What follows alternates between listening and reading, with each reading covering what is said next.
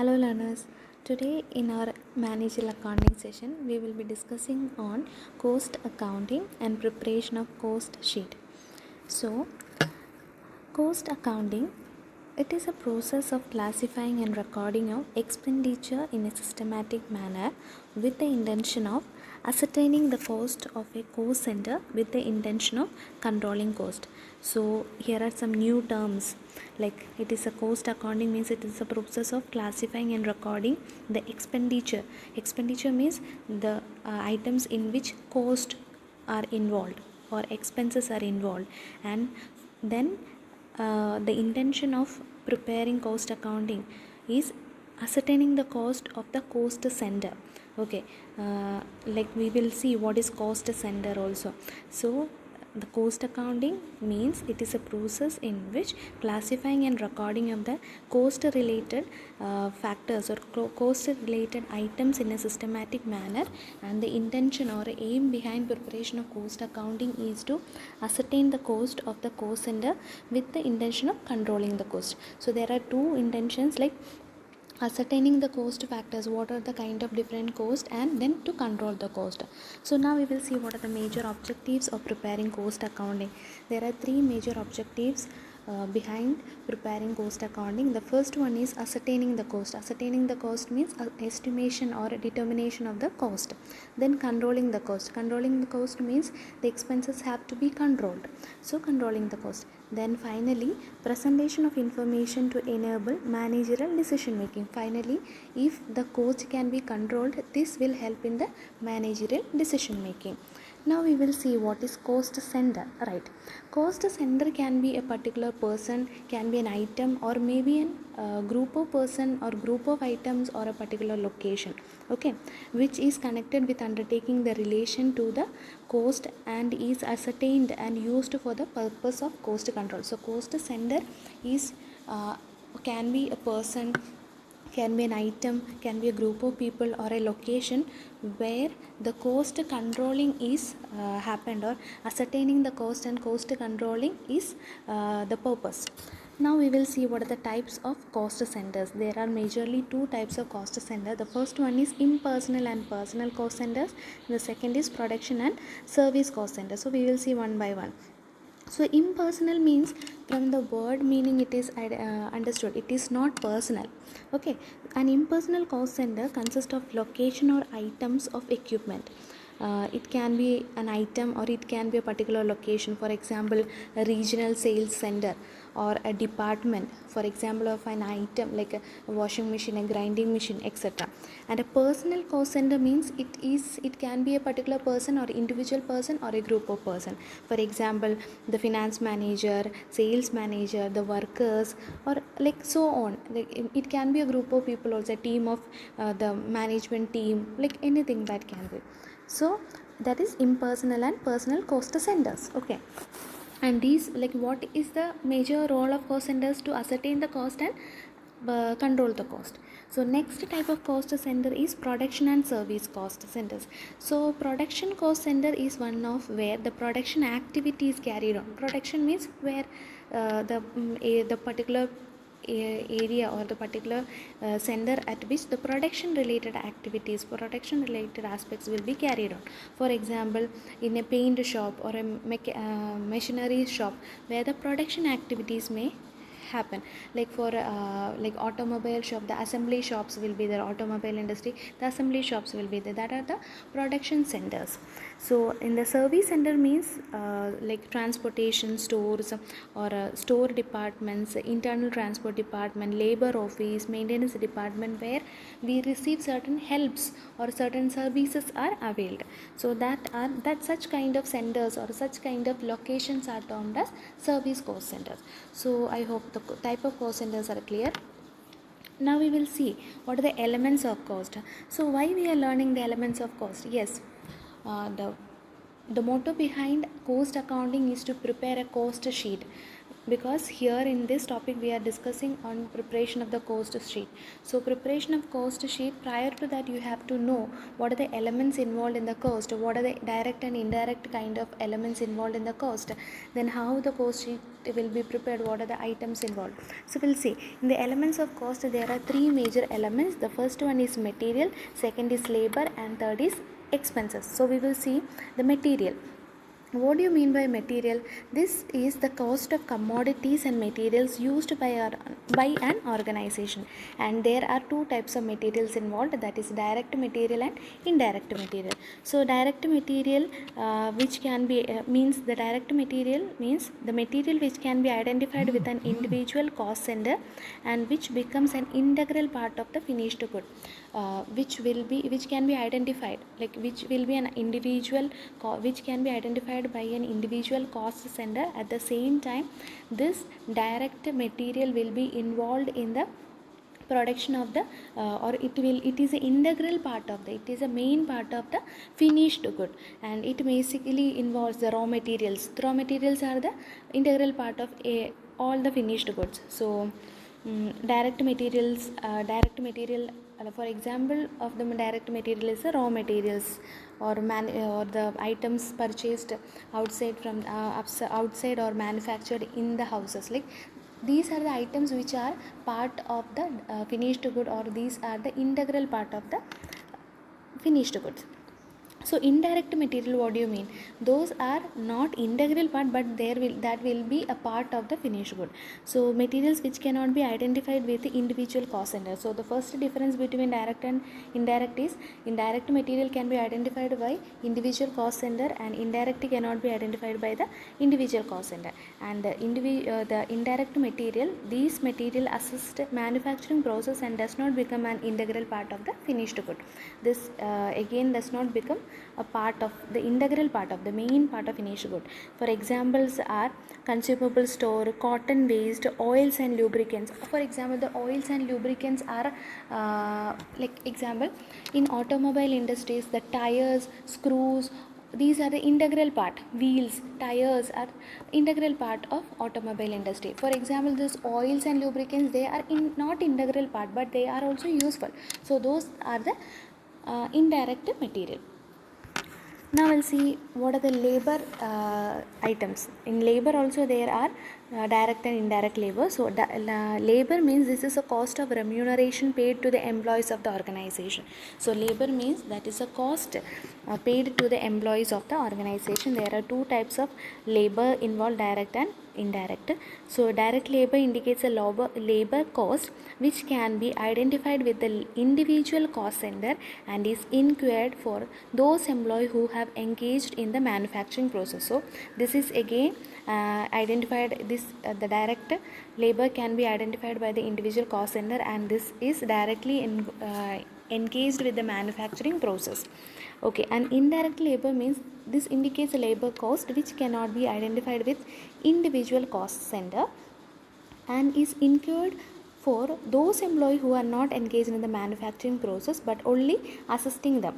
Okay, for example, in the type of cost of wages paid to a person, the storekeeper, the salary for the managers, account, these are the people related to a work person, but they are not directly related, they are indirectly related.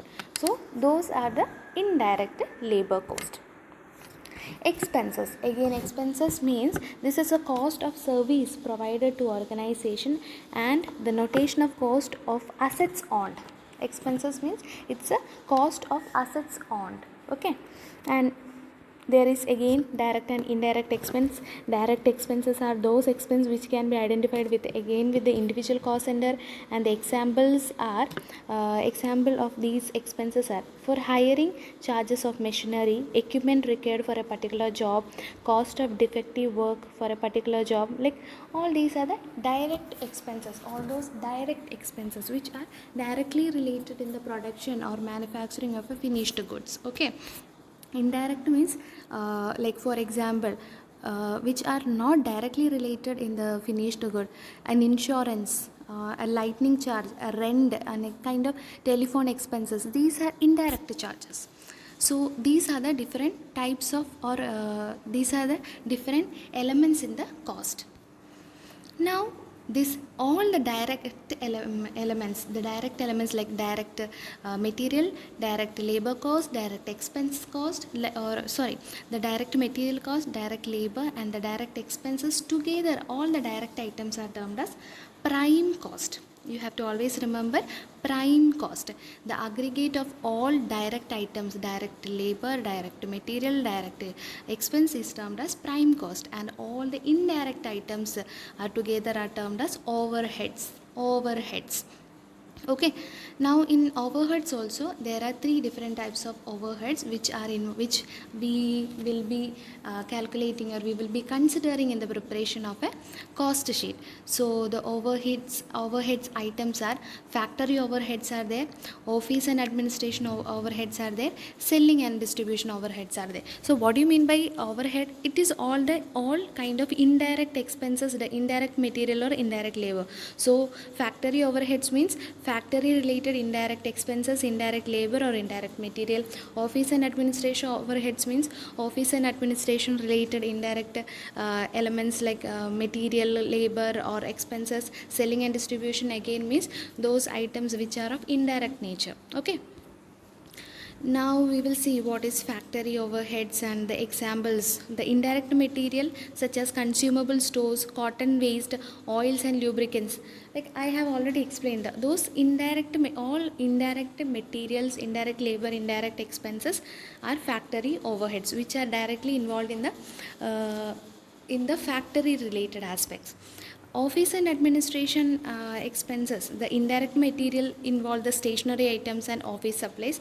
Indirect labor means the salary paid to the accounts, administration staff and the director's remuneration. Those are the indirect labor cost, because the labor is a person who works actually, and indirect labor cost means the cost paid to the other people who are indirectly related to the work person. Indirect expense means the expenses not for the actual worker but for the other people in the same organization, like postage, telephone charges, insurance, repairs, all those things.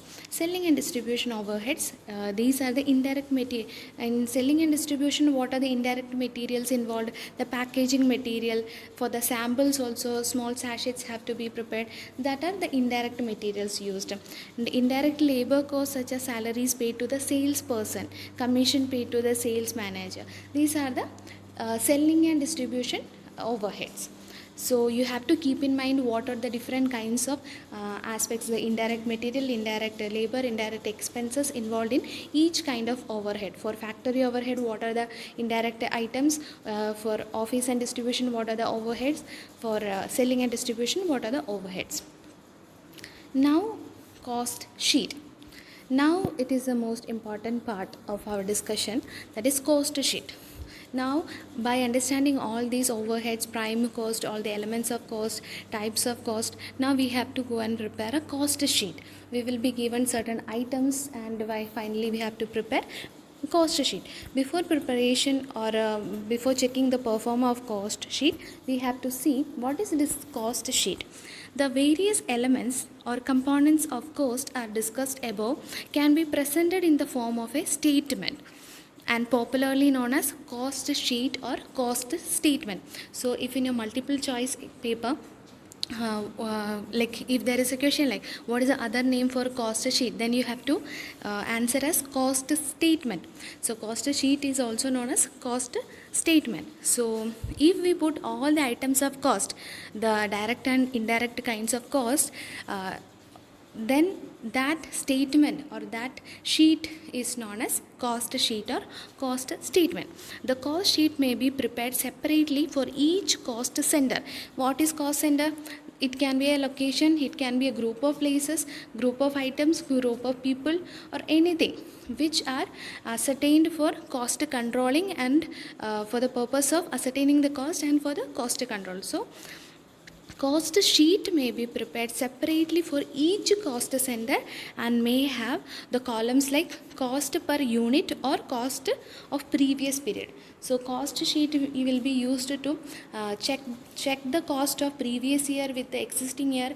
Also it will help to ascertain the cost or forecast the cost for the next year also. So in cost sheet we will be preparing columns which are like cost per unit. For each unit what is the cost involved, then cost for the previous period, what is the total cost involved in the last year. So all these items will be calculated in the cost sheet. Now we will check the performer of cost sheet. So this is a performer of a cost sheet, and here in the cost sheet you can see cost sheet as on. The date will be given for a particular year or particular month. Then number of unit produced, like here it is for per unit produced. The cost is, we are calculating the cost for per unit. Okay, so this have to be mentioned. You have to be very clear. You have to mention this, the number of units produced. Then there are three columns, like particular column is there and two amount columns, a total column and per unit column is there. There are two amount column, that is a total column and for the per unit. If there is 1000 for the opening stock of raw material, then purchase of raw material, after that we have to deduct the purchase return and the amount turns to be 1000, and per unit we have to calculate the per unit cost. In cost sheet we will be calculating per unit cost. So if there are 100 units and the total cost is 1000, how we will calculate 1000 by 100, then it is equal to 10. So cost per unit we have to calculate. So in the cost sheet, if you see look into this, you can see opening stock. We will start with the opening stock of raw material. The total amount will be written. Then we will be adding the purchase of raw material. If we want to deduct any, then out of that we will be minusing the purchase return. From purchase of raw material we have to deduct the purchase return, then add the carriage inwards, tax and duties for carriage, and then minus any carriage outwards or anything, then minus closing stock of raw material. The closing stock of raw material have to be minused. Also the materials returned, like that is a purchase return. Anything returned, then we have to deduct that. So this total will give you this gives you a total, and that is the direct materials consumed cost. After that, after finding the direct materials consumed, that is a direct cost, direct material consumed cost. So after that you have to add the direct labor cost plus direct expenses. So after once you find the direct material cost, now you have to add the direct labor cost and direct expenses. For calculating direct labor and direct expenses, you should be sure about what are the direct labor items. What are the cost of per labor? What are the direct expenses involved for automobile industry? As I told, if there is certain cost involved for tires or certain cost involved for the motor of a particular vehicle, automobile industry, then those expenses are direct expenses. So if in the items listed, if in the question there is cost for the motor of the automobile industry, then you have to mention that particular cost in direct expenses. So you have to add, you have to be very sure about each items that falls under the direct materials, what are the items falls under direct labor, what are the items falls under direct expense. Then the sum total of direct material, labor and expenses give you prime cost.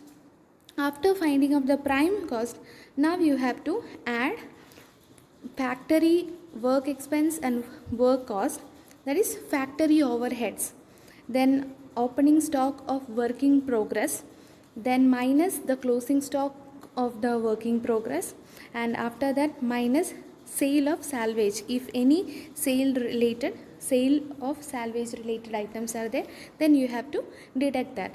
Then finally you will be getting the factory overhead cost you will be getting. Initially you got the direct material consumed, after that you have added the direct labor and expense, then it result prime cost. After that you have added the factory related overheads, the factory related indirect expenses, materials and labor, then you receive the factory overhead.